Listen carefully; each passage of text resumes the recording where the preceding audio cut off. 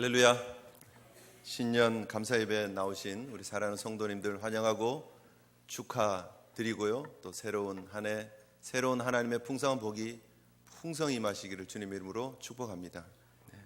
올 한 해 정말 우리의 가야 할 길을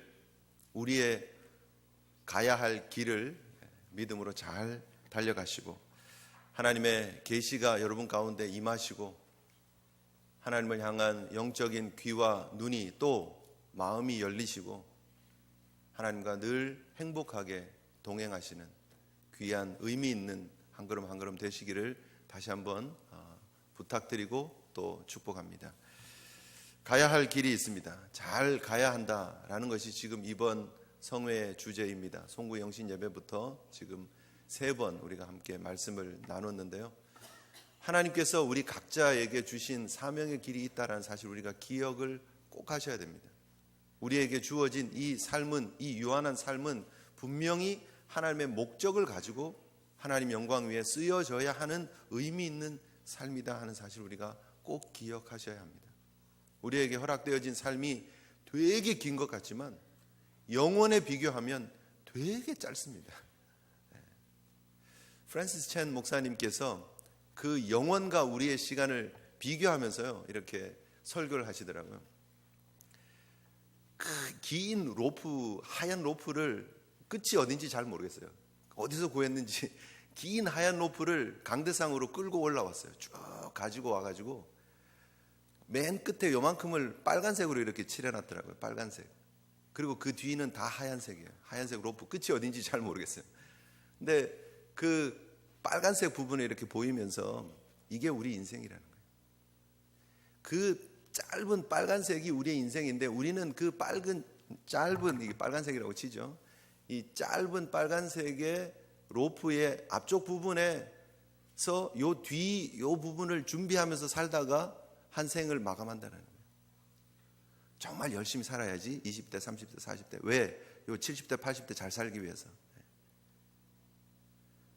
그리고 나서 그 로프를 그 다음부터 로프를 이렇게 보여주는 거예요. 이렇게. 긴 영혼에 비교하면 우리가 살아가는 이 삶은 되게 짧습니다. 사실 여러분 요 20대, 30대, 40대 준비해서 70대, 80대 이렇게 평안하게 사는 요 부분만을 산다라고 생각하면 우리의 삶이 너무너무나 짧다라는 거예요. 그리고 우리의 앞부분에 투자하는 부분이 뒤에 요 한 20년, 30년을 위한 삶이라면 너무 아쉽다는 거예요. 진짜 수지 맞는 투자가 있는데 요 짧은 로프의 한 부분을 하나님 앞에 온전히 들여서 이 영혼을 하나님과 동행하면서 축복 가운데 산다면 얼마나 행복하겠느냐 하는 것입니다. 그려지십니까? 그림이? 그 정도는 여러분 되실 것 같아서 제가 로프를 안 가지고 왔습니다. 이거 한번 하려고 하얀 로프 샀다가 끝에 빨간색 칠하고 좀 아까울 것 같아서 이 정도는 우리 성도님들이 충분히 상상하고 따라오실 것 같아서 제가 여러분 수준을 믿고 안 샀습니다. 근데 여러분 그것이 우리의 인생이에요. 올 한 해 우리가 살아가는 그 2016년은 이만큼 중에서도 정말 찰나처럼 또 지나갈 것입니다. 여러분을 위해서 올 한 해를 투자를 해도 쑥 지나갈 것이고요. 하나님의 나라를 위해서 투자를 해도 먼 영혼으로 생각해 보면 잠깐이에요. 적어도 바른 목표를 가지고 바른 방향으로 힘있게 후회 없이 잘 달려가시기를 주님의 이름으로 축복합니다. 그러기 위해서 여러분 오늘 하루를 이 예배 1시간을 여러분이 사용하는 1초 1초를 하나님 영광 위해서 거룩하게 드리셔야 됩니다. 구별되게 최선을 다해서 신년이니까 여러분들에게 축복하면서 여러분들에게 정말 가장 필요한 말씀 먼저 도전했으면 좋겠습니다. 거룩한 영적인 습관을 들이십시오. 우리 인생, 우디 알렌이 그렇게 얘기를 했습니다. 우리 인생 중에 너무나 많은, 그분은 90% 뭐 이렇게 얘기했는데 그냥 흘려보낸다는 거예요. 일하기 위해서 일하고 밥 먹기 위해서 밥 먹고 출근하기 위해서 출근하고 무슨 목적이 없이 그냥 흘려보내는 인생이라고 이야기를 하더라는 거예요. 돌아보면 기억나는 것도 별로 없어요. 왜요? 뇌에 저장할 게 별로 없어요. 의미 있고 기록에 남길 만한 거를 머리는 정리를 해서 뇌에다 기록을 하거든요. 근데 우리의 삶이 왜 이렇게 똑같은 주어진 시간을 살아가는데 1년이 지났는데 기록할 게 왜 이렇게 없냐는 거예요. 하나님과의 동행의 흔적들이 없고 기억들이 없고 추억들이 없고 간증들이 없고 이야기거리가 없어서 1년이 지났는데 작년 생각해 보면 뭐 했더라? 이러고 지나가는 거예요. 기억할 수 있는 거리들을 만드셔야 됩니다. 하나님 앞에 섰을 때 하나님 앞에 드릴 수 있는 거리들이 있어야 합니다. 바라기는 2016년에 정말 수많은 간증들이, 하나님과의 동행의 이야기들이 여러분 삶 속에 풍성하기를 주님의 이름으로 축복합니다. 그래서 기억이 많이 나는, 2016년에 이런 기억도 있었지, 이런 헌신도 있었지, 그때 이런 감동이 있었지, 하나님 나라 위해서 내가 이렇게 포기했더니 하나님께서 주시는 그 마음의 감동들이 있었지 하는 그런 이야기들로 풍성해지는 성도의 삶을 살아가시기를 주님의 이름으로 축복합니다. 그러려면 거룩한 습관들이 있어야 돼요. 그러지 않으면 낭비한다니까요. 거룩한 습관을 들이십시오. 교회에 여러분 주일 오전 예배만 공적 예배가 아니에요. 모임이 아니에요. 목회자가 일주일 내내 목회를 생각하면서 여러분들 생각하면서 뭐 하겠습니까? 어떻게 하면 골고루 여러분의 영적 식단을 준비할 것인가 고민하지 않겠습니까? 주일 오전이 다르고 주일 오후가 다르다니까요. 또 새벽이 다르고 수요일이 다르다니까요. 수요일 우리가 함께 모여서 기도하고 또 은혜 받고 한 주를 지나가자라는 그런 의미에서 수요 기도회가 중앙에 있습니다. 그저 한 주 버티고 그래 또 버티자 주일까지 그런 한 주가 아니라 힘있게 은혜 가운데 주님과 영적인 풍성한 삶을 살아가는 한 주가 되려면 여러분 교회에서 이렇게 준비하고 우리 당회에서 결정한 그런 공적 모임에 관심 가지고 오셔야 돼요.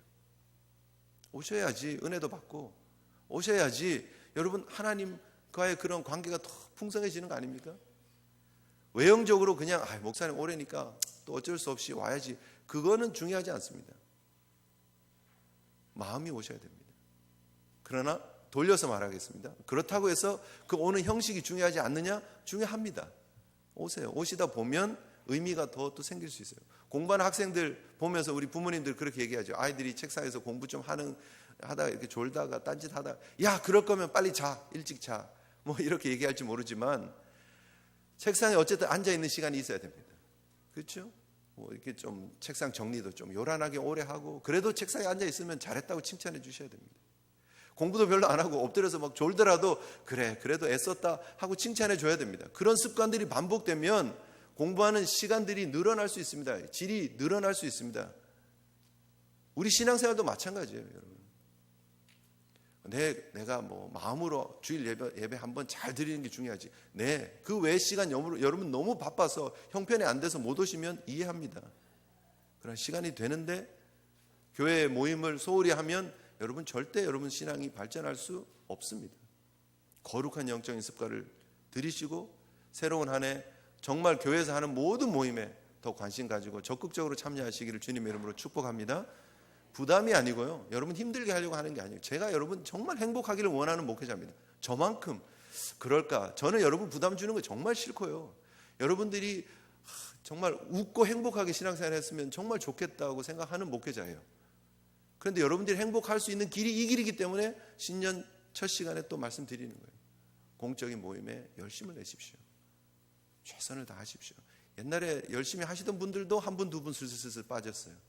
다시 고삐를 조이시고 최선을 다해서 신앙의 자리를 잘 지켜나가시기를 바랍니다. 그러지 않으면 한 주 버틸 수 없다는 거예요. 그러지 않으면 여러분의 모습이 어디로 가는지 잘 모른다는 거예요.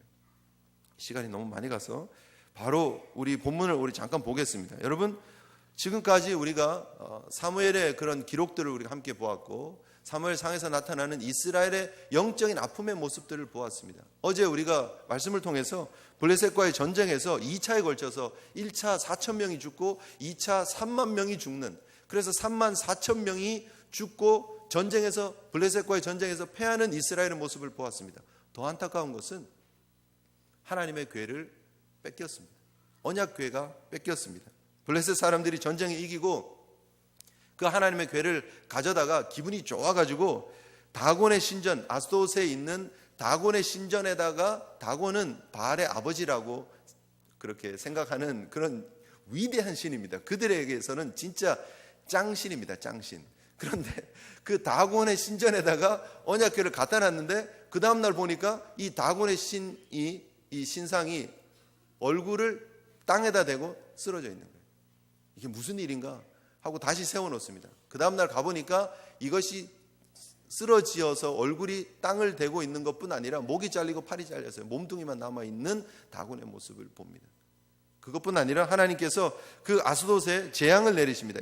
독한 종기를 내리서 그 지역을 치시는 그런 모습을 보게 됩니다. 그래서 사람들이 깜짝 놀라서 블레셋 사람들이 하나님의 궤를 가드로 옮깁니다. 그런데 가드에서도 하나님이 이 악한 종기를 해서 그 지역을 치십니다. 7개월이 지나서 그들이 깜짝 놀라서 이 도저히 감당할 수 없다. 이 언약궤를 어떻게 해야 될까 해서 복술자에게, 쉽게 말하면 무당에게 가서, 점쟁이에게 가서 어떻게 하면 좋겠느냐라고 묻습니다. 그랬더니 그 점쟁이가 금덩어리로 이렇게 쥐 모양을 5개 만들어서 블레셋 5 방백을 대표하는 그거를 만들어서 예물로 준비하고 그거를 상자에다 담고 언약궤를 수레에다 얹어가지고 그 암소, 젖을 뗀 암소 2마리에다가 이 수레를 끌게 해보자. 그런데 그 수레가 벳세메스를 향해서 가면 이거는 진짜 하나님이 우리를 치시는 거다. 그렇지 않고 막 딴 데로 가면 이거는 그냥 우연히 벌어진 일이다 했는데 그렇게 준비를 합니다. 상자에다가 금 쥐를 만들어 가지고 5개를 집어넣고 언약궤를 얹고 수레에다 실었는데 젖을 뗀 암소가, 송아지는 집에다 놓고, 여러분 그 암소가 이게 모성애가 엄청나잖아요. 근데 젖이 질질 흐르는 그 암소가 그대로 벳세메스를 향해서 갑니다. 벳세메스 사람들이 와서 하나님 앞에 제사를 드리고, 그런데 안타깝게 그 벳세메스 사람들이 그 여호와의 궤 안을 들여다봐서 그곳에서 성경은 5만 괄로 열고 70명 이렇게 얘기 나오는데 사본에 따라서 5만이 들어가기도 하고 빠지기도 해서 우리 개역 성경은 5만을 괄로를 해놓은 겁니다. 그래서 한 70명, 적어도 70명 이상이 궤를 들여다보다가 죽습니다. 난리가 나서 깜짝 놀라서 기럇 여아림으로 지금 이 언약궤가 옮겨져 있는 상태에서 오늘 본문이 시작됩니다. 그리고 그 기럇 여아림에 하나님의 궤가 머문 지 20년이 지나갑니다.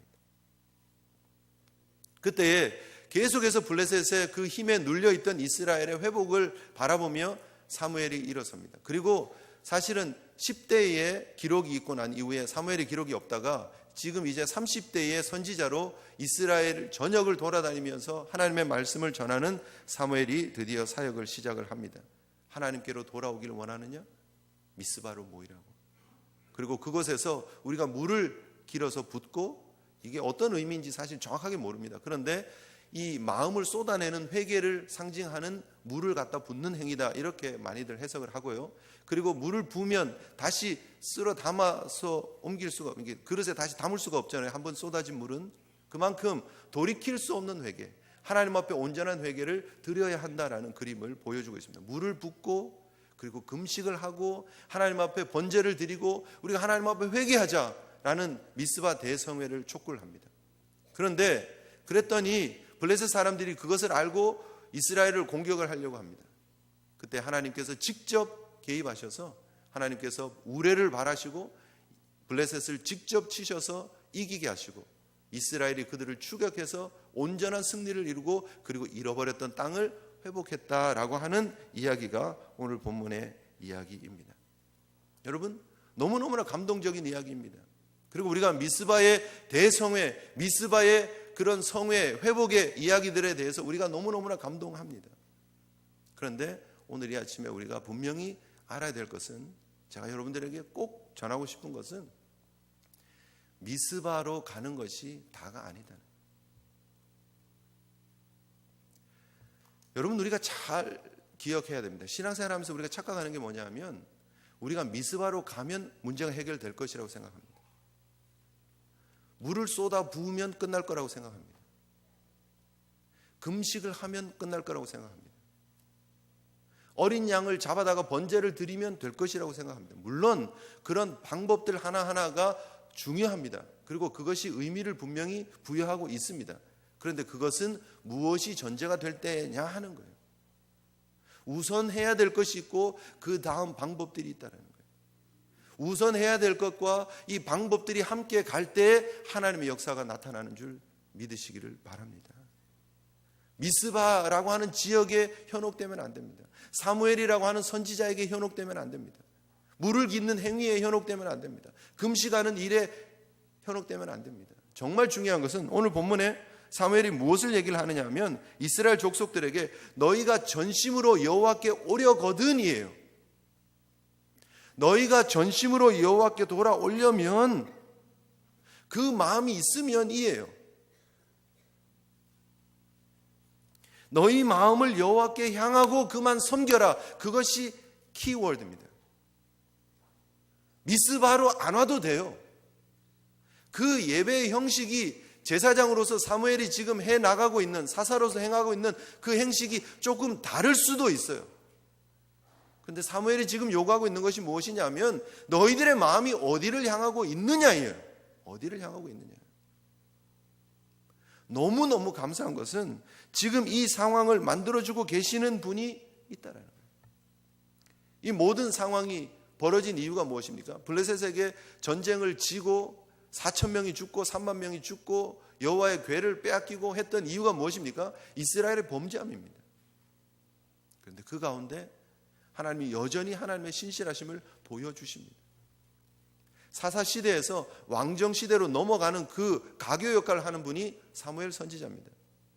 그런데 그 사무엘 선지자의 이야기 속에 왜 언약궤의 이야기를 담고 있느냐? 왜 이런 기록들을 지금 우리가 오늘 좀 스킵해서 7장으로 왔지만 왜 5장 또 6장을 통해서 하나님의 언약궤가 이거는 하나님의 언약궤예요. 그죠? 상자예요. 그런데 이 언약궤가 하나님의 임재를 상징하는 이 언약궤가 스스로 돌아올 수밖에 없는 다곤의 신전에서 머물 수 없고 여호와의 백성들, 족속들, 여호와의 이스라엘 백성들의 집으로 다시 돌아올 수밖에 없는 그림들을 분명히 보여주고 있느냐는 거죠.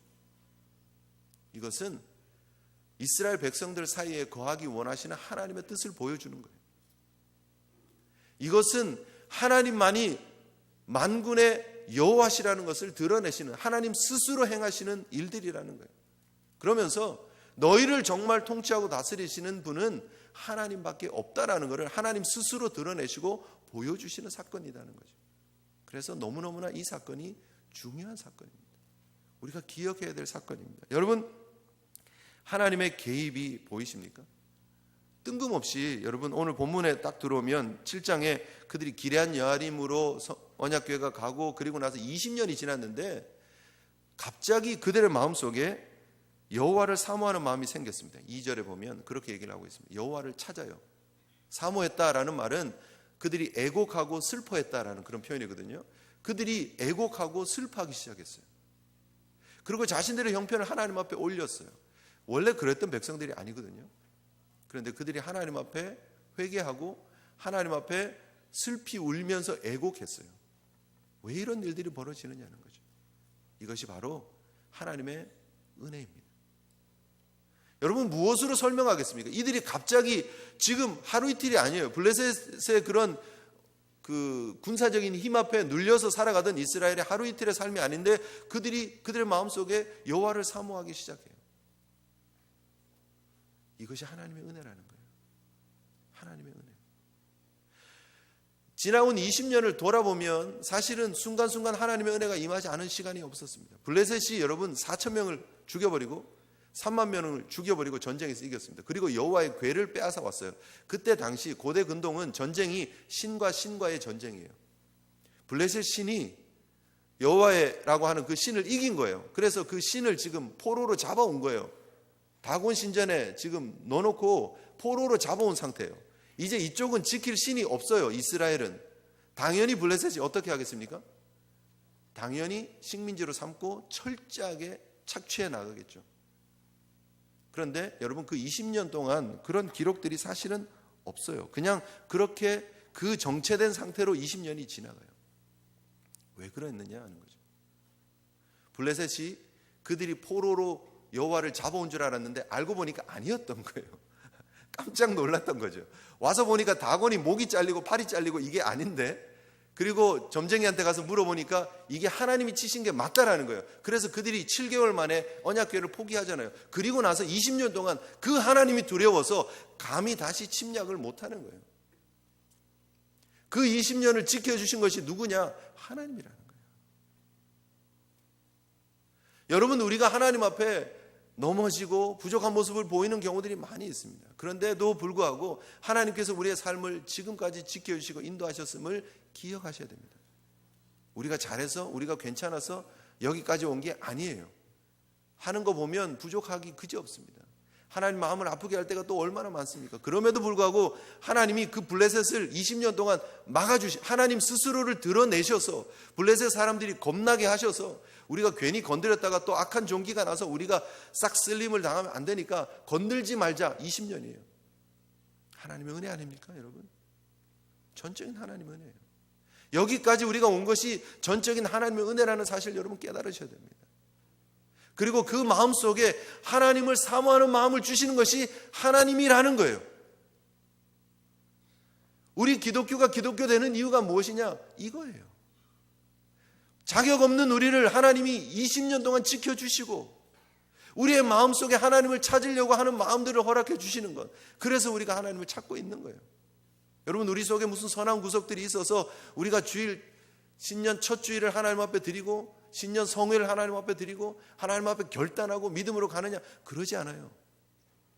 하나님 우리에게 그러한 마음을 허락해 주셔야 우리가 그렇게 할 수 있는 것입니다. 그래서 이 모든 것을 우리는 하나님의 은혜라고 하는 것입니다.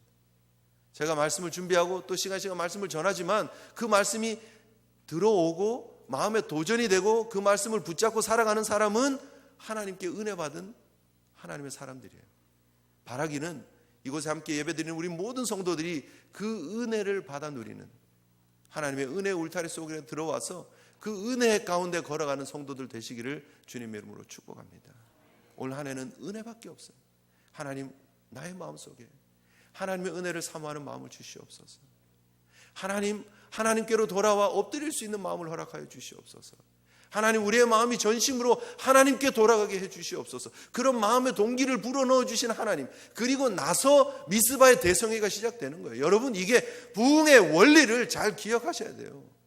부흥이 아무 때나 우리끼리 모여가지고 그냥 미스바에 모이십시오, 거기에다 우리 물 갖다 붓고 금식 하루 하지요, 그리고 번제 드리면 부흥이 이루어지느냐? 그러지 않아요. 역사적으로 부흥이 일어났던 모든 것들을 연구해 보면 하나님께서 부흥의 마음을 주세요. 부흥의 시기를 허락하시고 부흥하게 해주세요. 바라기는 올 한 해 2016년이 여러분 심령이 부흥되고 우리 교회가 부흥되는 한 해가 되기를 주님 이름으로 축복합니다. 그것이 하나님의 계획이었기를 소망하고 하나님 앞에 적극적으로 미스바를 찾고 하나님을 향해서 우리의 마음을 정하고 하나님 앞에 나와서 금식하고 하나님 앞에 온전한 번제입니다. 하나님 앞에 드릴 수 있는 우리 성도들 되시기를 주님의 이름으로 축복합니다. 하나님 앞에 여러분 마음이 와 있습니까? 하나님이 여러분들의 마음을 준비시켜 주시고 그 준비시켜 준 마음이 하나님께로 와서 만날 때, 하나님과 우리가 만날 때 역사는 벌어지는 겁니다. 올 한 해 여러분, 하나님께서 여러분 마음에 도전을 주고 계십니까?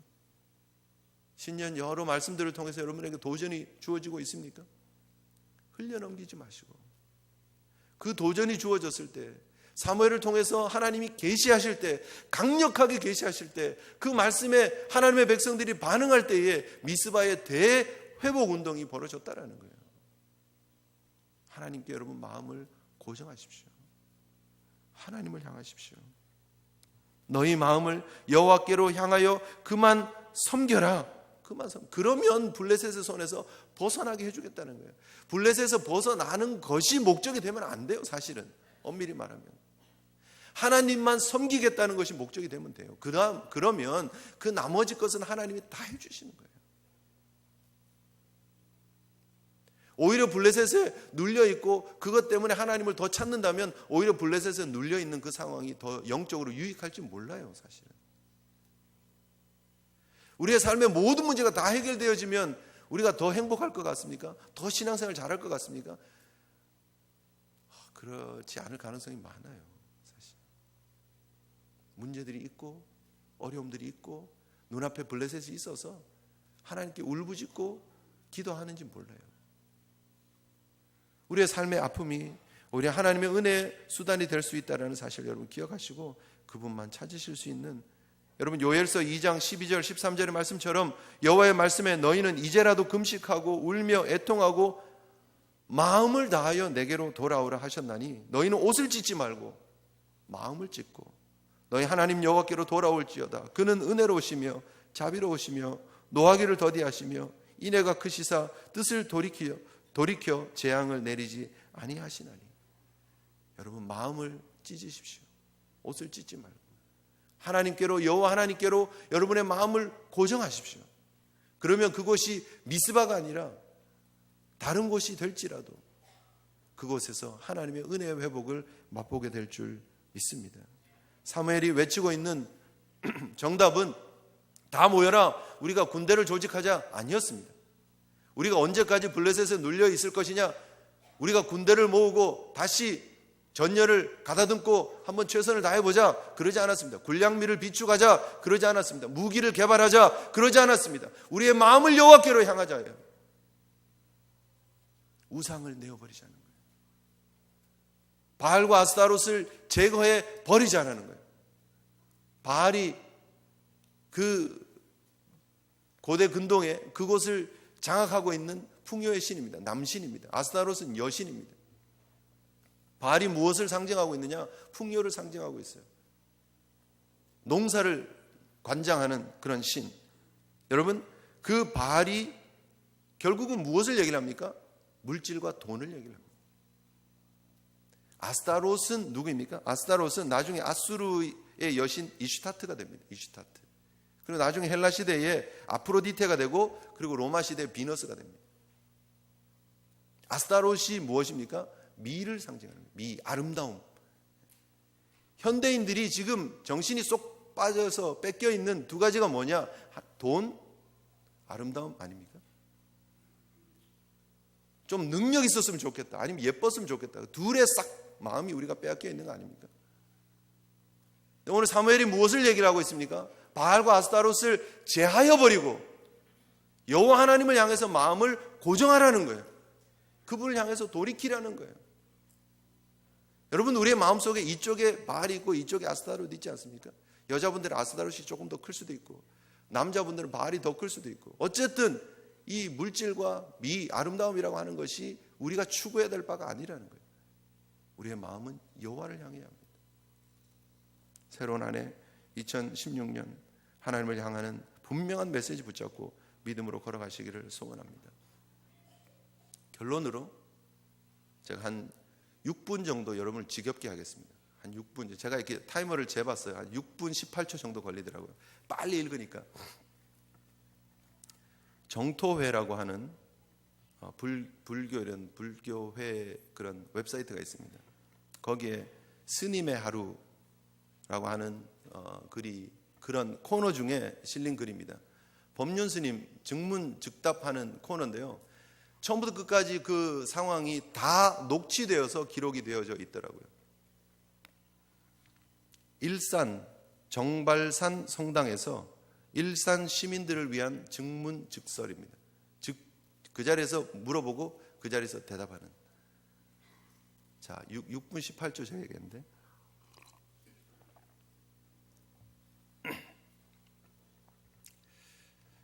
잘 들어보시면 뭔가 깨달음이 있을 겁니다. 목사님을 남편으로 둔 아내가 고민을 털어놨습니다. 목사님을 남편으로 둔 아내면 누굽니까? 네, 사모님. 자, 그대로 읽어드릴게요. 빨리빨리 읽어드릴게요. 지혜롭고 자애로우신 스님께 여쭐 수 있도록 허락해 주신 하나님께 감사드립니다. 여기에도 모두 큰 웃음이라고 괄호가 적혀 있어요. 여러분도 웃으셨죠? 네. 성실하고 최선을 다하는 남편에게 길이 열리지 않고 악한 일을 겪으니 괴롭습니다. 남편은 개신교 목사님인데 국내에서 석사를 마치고 세계 유수 대학에서 박사학위를 받았습니다. 형제만은 가난한 농가에서 태어난 남편에게는 쉽지 않은 길이었습니다. 유학길에 오르기 전에 모 단체의 장학생으로 선발되었으나 결국은 장학금을 받지 못했습니다. 선발자가 자기 지인으로 장학금 수여자를 변경해서 가로챘다는 사실을 뒤늦게 알고 실망이 컸지만 꿈이 있었기에 열심히 했습니다. 학위를 취득한 후에 돌아와 연구하며 강사 생활을 하다가 교수로 임용될 기회가 있었는데, 그때도 연구 실적이나 심사 기준에서 1등이었던 남편이 아니라 2등인 사람이 인맥을 내세워 임용되었습니다.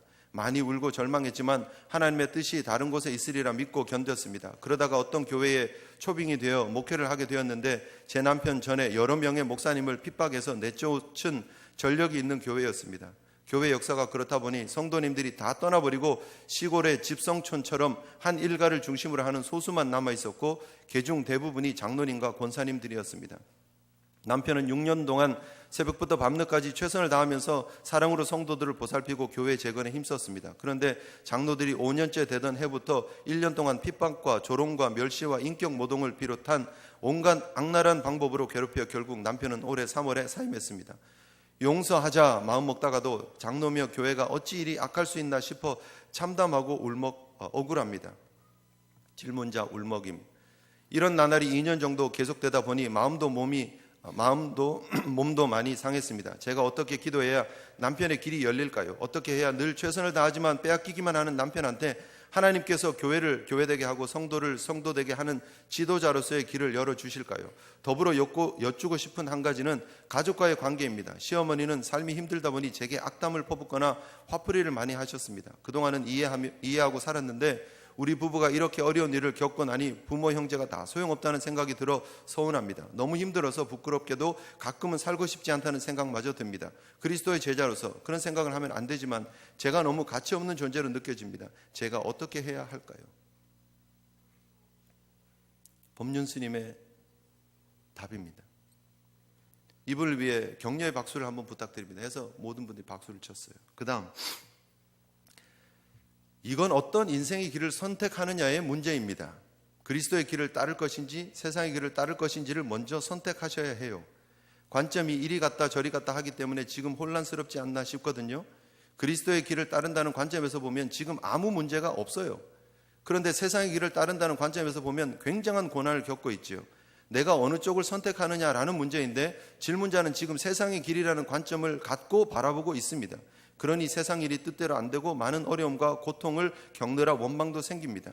그래서 교회에 다니기는 하지만 질문자의 신앙은 그저 어려울 때 하나님이 돌봐주기를 바라는, 즉 나를 중심으로 놓고 하나님의 복을 미는 신앙의 틀을 못 벗어나고 있어요. 그런 관점에서 보면 하나님까지도 원망스럽습니다. 그런데 남편이 목사의 길을 갈 때는 세속의 이익이나 명예나 직위를 추구하는 길을 간 게 아니라 예수님을 따르는 길, 즉 고난의 길을 선택한 거예요. 그렇다면 지금 이 길은 축복받는 길이라고 볼 수 있습니다. 이 두 가지를 섞어서 생각하니까 혼란스러운 거예요. 예수님은 고난의 길을 가신 분이잖아요. 한 번도 사회 기득권층으로부터 예수님이 인정받거나 환영받은 적이 없고 마지막에는 혹세무민했다는 모함을 받아 사형언도를 받고 십자가에 못 박혀 돌아가셨잖아요. 그런데 그때 예수님이 뭐라고 하셨어요? 주여 저들을 용서하소서라고 하셨습니다. 지금 목사님 설교하는 게 아니고 스님이 지금 즉문즉답하고 있는 내용입니다. 좀 생략하고요. 제가 볼 때는 남편은 지극히 정상적인 길을 가고 있어요. 이렇게 해주세요는 잘못된 기도입니다. 기도의 방식에 대해서 말씀드리자면 우리가 부처님이나 하나님한테 기도하는 방식이 조금 잘못되었어요. 이렇게 해주세요라는 라고 비는 걸 기도라고 생각하는데 해달라고 해주면 은혜를 입었다 하고 안 해주면 기도해봐야 소용없다, 믿어봐야 소용없다라고 합니다. 그러면 자기 신앙을 자기가 부정하는 게 됩니다. 이렇게 해주세요라는 말은 굉장히 정중하게 보이지만 사실은 명령입니다. 내가 이게 필요하니 가져와라, 안 가져오면 안 믿을 테다, 이런 뜻이거든요. 이건 신앙이 아니에요. 그분은 나보다 훨씬 지혜로운 분이십니다. 그래서 전지하신 그분께서 다 아신다고 하잖아요. 그러니 그분께서 다 아셔서 이게 나에게 좋다면 그쪽으로 인도하실 거예요. 그건 그분한테 맡겨야 해요. 이것을 뜻하는 신앙 고백이 주여 뜻대로 하옵소서입니다.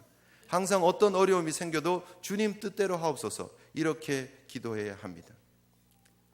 건너뛰었습니다.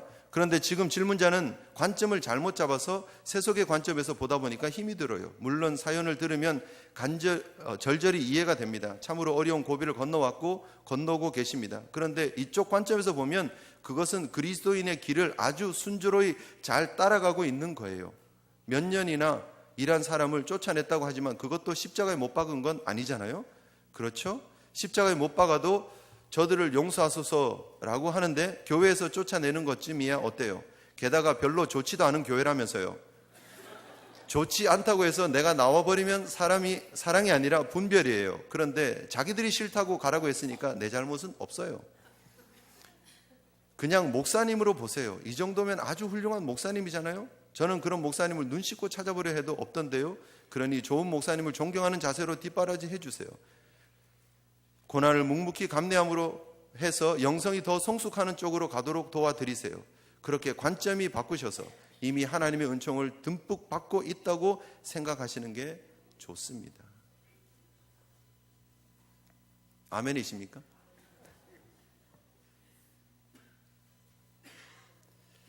네, 스님 감사합니다.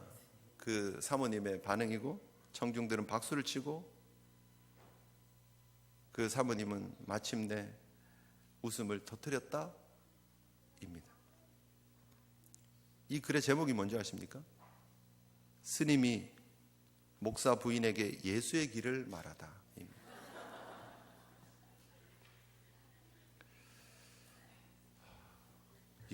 이게 뭔가요, 여러분? 왜 이런 일들이 벌어지나요? 목사요, 사모인, 하나님 일을 한다는 사람들부터 관점이 잘못되어 있어요. 관점은 눈으로 본다는 거예요. 그죠? 세계관이 잘못되어 있어요. 어디를 보고 계시냐고. 여러분 어디 보고 계십니까? 물론 저를 향해서 스스로 자문해야 될 질문입니다. 나는 어디를 보고 있을까? 여러분은 어디를 보고 계십니까? 예수 그리스도를 따르는 예수님의 제자의 관점으로 보면 우리의 삶이 잘못된 게 하나도 없어요. 하나님이 하시는 일이 잘못된 게 하나도 없어요. 다 아멘 아닙니까? 우리의 관점에서 실망하고 섭섭하다 그러고 하나님 이러실 수 있어요 라고 하고 있지 않느냐는 거예요.